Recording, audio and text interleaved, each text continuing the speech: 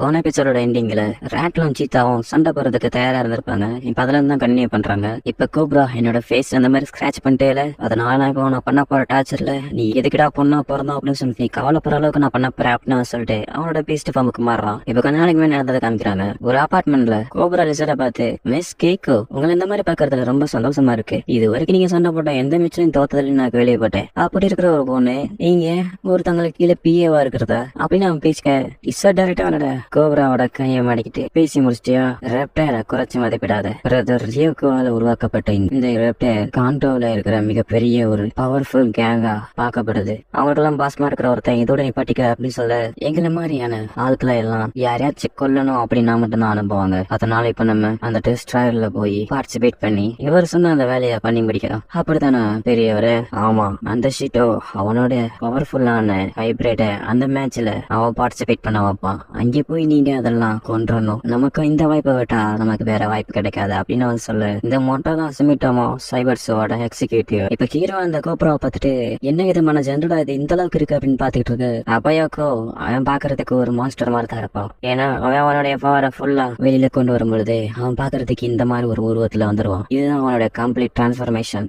இருக்கிற அந்த ரெண்டு பீஸ்டையுமே சீட்டோ தான் உருவாக்குனாரு. அவர் உருவாக்குற ஒவ்வொரு ஹைபிரிட்ஸும் பவர்ஃபுல்லா இருக்கும். இதெல்லாம் ஸ்டார்ட் ஆனதே சீட்டோ கில்லிங் வைட்ஸோட டேரக்டர் ஆனப்பதான். இந்த மாதிரியான ஹைபிரிட்ஸ்க்கு ஒரே ஒரு மோட்டிவ் தான் இருக்கும், சண்டை போட்டு யாராச்சும் கொல்லணும், அவ்வளவுதான். அதனால இப்ப ரெண்டுமே சீட்டோட ஹைபிரிட்ஸ்னால இதுக்கு இடையில இருக்கிற சண்டை பயங்கரமா இருக்கும் அப்படின்னு சொல்லிட்டு அங்கிருந்த ஒரு பொண்ணு சொல்ல, ரேட்லுக்கும் அந்த கோப்ரா கடையில சண்டை நடந்துகிட்டு இருக்க. கோப்ரா அட்டாக் பண்றதெல்லாம் வந்து ரேட்டில் தப்பிச்சுக்கிட்டு இருக்க. இப்ப அந்த கோப்ரா வந்துட்டு, என்னால வெயிட் பண்ண முடியல, உன்னை நான் இப்பவே இந்த இடத்துலயே உன்னோட உல்லாசமா இருக்கணும்னு ஆசைப்படுறேன், உன்னை நான் அனுபவிக்காம விட மாட்டேன் அப்படின்னு சொல்லிட்டு அந்த கோப்ரா அவளை அட்டாக் பண்ண வர, இந்த பக்கம் பார்த்தா சீத்தாவும் அந்த லிசர்டும் சண்டை போட்டுட்டு இருக்காங்க. அதுல அந்த லிசர்ட் அவனுடைய பிரதர் எங்க தோக்கடிச்சிட்டாங்க அப்படின்னு சொல்லி பேசிக்கிட்டு இருக்கேன். அது வரைக்கும் தோத்துக்கிட்டு இருந்தேன் சீதா. அவ பிரதரை பத்தி சொன்னோன்னே அவளுக்கு ஒரு ஸ்கிராச் பண்ணிட்டு என்னுடைய பிரதர் தோக்க மாட்டான் அப்படின்னு சொல்றான். இந்த பக்கம் பார்த்தா கொக்கடைல் டைகரை போட்டு போலான்னு கேட்டுக்கிட்டு இருக்கான். இப்ப அந்த காலர் வெடிக்க போற மாதிரி இருக்கு. உடனே இப்ப அவனை தூக்கி போகணும்னு சொல்லிட்டு கொக்கடையில் தயாரா இருக்க.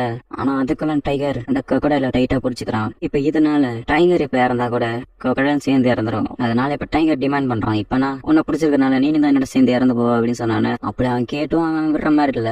இப்ப அந்த காலர் வெடிக்கிறதுக்கு 7 செகண்ட் இருக்கிறதுக்கு முன்னாடி இஸ்னோ அவங்க ரெண்டையும் பிரிச்சு விட்டுறான். இப்ப அந்த கையில விசிறி வச்சிருக்கிற பொண்ணு திரும்பி அவன் தலை ரேட்டில் பண்ணா ஹிப்போ பண்ணது. இதை பத்தி நீங்க என்ன நினைக்கிறீங்க யோக்கோ அப்படின்னு அவன் கேட்க, யோக்கா இருந்துட்டு இப்பதான் தெரியுது இசிட்டோ ஏன் ஜெயிக்கவே மாட்டேங்குது அப்படின்ட்டு. மத்தவங்களோட பிரச்சனை நீங்க தலையிட்டீங்கன்னா உங்களுக்கு எப்பவுமே வெற்றி கிடைக்காது அப்படின்னு அவன் சொல்ல, நேட்டிவ்ஸுக்கு ரொம்ப நன்றி அப்படின்னு அவன் சொல்லிட்டு ஒரு பிளாஷ்பேக் நம்ம காமிக்கிறாங்க. அதுல இசினோ வந்து அந்த மேடத்துக்கிட்ட பேசிக்கிட்டு இருக்கான். அப்ப அந்த மேம் கேக்குறாங்க, இந்த டிஸ்ட்ராயில நீ எதுக்காக போராடு, உன்னோட வெற்றிக்காகவா இல்ல உன்னோட உயிரை காப்பாத்துறதுக்கா அப்படின்னு அவன் கேட்டதுக்கு இசினோ இருந்துட்டு, நீங்க எனக்காக நிறைய ஹெல்ப் பண்ணிருக்கீங்க, என்னுடைய அம்மாவையும் என்னுடைய தங்கச்சி நீங்க தான் காப்பாத்தினது, அதனால நான் உங்களுக்கு கடன் பட்டிருக்கேன், அதனால இந்த போட்டியில நான் என் உயிரை கொடுத்து எப்படியாச்சும் நான் ஜெயிப்பேன் அப்படின்னு நான் சொன்னேன். அதுக்காக இருந்துட்டு அந்த அளவுக்கு நீ போக வேண்டிய அவசியம் இல்ல, ஏன்னா உன்னுடைய உயிரை காட்டிலும் மதிப்பு மிக்க ஒரு விஷயம் இந்த உலகத்துல எதுவுமே இல்ல அப்படின்னு அவங்க சொல்லி இருந்திருப்பாங்க. இதை யோசிச்சு பார்த்துக்கிட்டு இருக்கான் ஆசினோ. இந்த பக்கம் ரேட்லுக்கும் கோப்ரா கிட்ட சண்டை நடந்துட்டு தான் இருக்கு. ஒரு கட்டத்துல கோப்ரா அவனுடைய வாழல ரேட்ல குடிச்சு நசுக்க ட்ரை பண்ண, அதுல இருந்து ரேட்டில் ஈஸியா தப்பிச்சிடறான். இப்ப அனௌன்சர் சொல்றாங்க, மேட்ச் பயங்கரமா போயிட்டு இருக்கு, இசிட்டோல இருக்கிற 2 பேருமே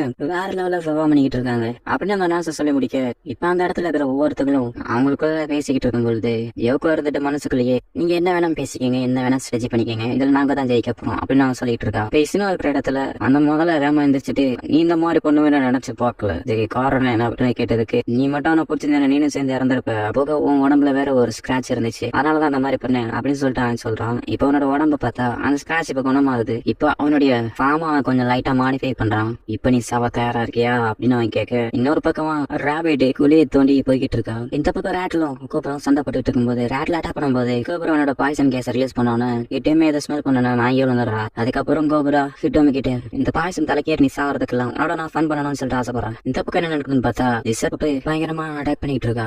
கோபுரா எடுத்துட்டு ஹிட்டோமியை ரேப் பண்ண போக அப்பன்னு பார்த்து ரேட்ல அவனோட அந்த 2 சாமானையும் வெட்டு.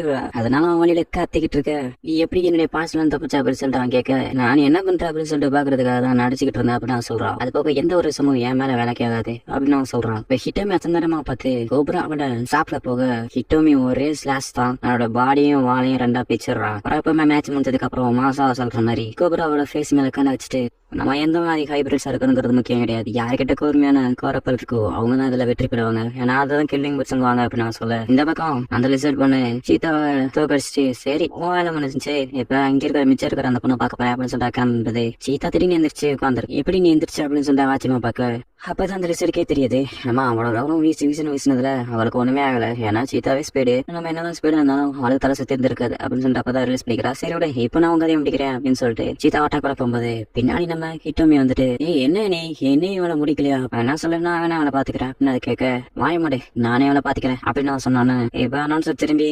ஆரம்பிச்சிடுறாங்க. ராட்டில் கோப்ராவை கொண்டுட்டு இப்ப திரும்பி இப்ப சீதாவுக்கு ஹெல்ப் பண்றதுக்காக வந்துட்டான் அப்படின்னு சொல்லிட்டு இருக்கு. அது போக மிஸ்டர் நாமட்டும் அவருடைய ஹைபிரிட்ஸுக்கு கொடுத்த அந்த இன்ஸ்ட்ரக்ஷனாலதான் அவ்வளவு தூரம் வந்திருக்கு அப்படின்னு சொல்லிட்டு ஹீரோவை பத்தி கொஞ்சம் பெருமையா பேச இப்ப ஹீரோ யோகாவை பாக்குறான். அவன் தலை கீழே கொஞ்ச மாதிரி இருக்கு இருந்தாலும் ஹீரோ உன்னை பத்தி யோசிக்கிறான். இப்ப அவங்க ரெண்டு நேரம் சேஃபா தான் இருக்காங்க. பட் ஆனா அவங்க ரெண்டு ஏதாச்சும் ஆயிடுச்சுன்னா என்ன பண்றது ஹீரோ யோசிச்சுட்டு இருக்கும்போது விஷ்ணா இருக்கிற இடத்துல அந்த crocodile விஷ்ணுவை அடிச்சுட்டு அவனை கொல்ல போகும்போது அந்த இடத்துக்கு ஒரு புது ஆள் என்ட்ரி ஆகிறான். இப்ப யோகா இருந்துட்டு இப்ப உன்னால என்ன பண்ண முடியுங்கிறத மத்தவங்களுக்கு காட்டு கீட்டோ அப்படின்னு அவன் சொல்ல இதோட இந்த எபிசோட் சொல்றாங்க.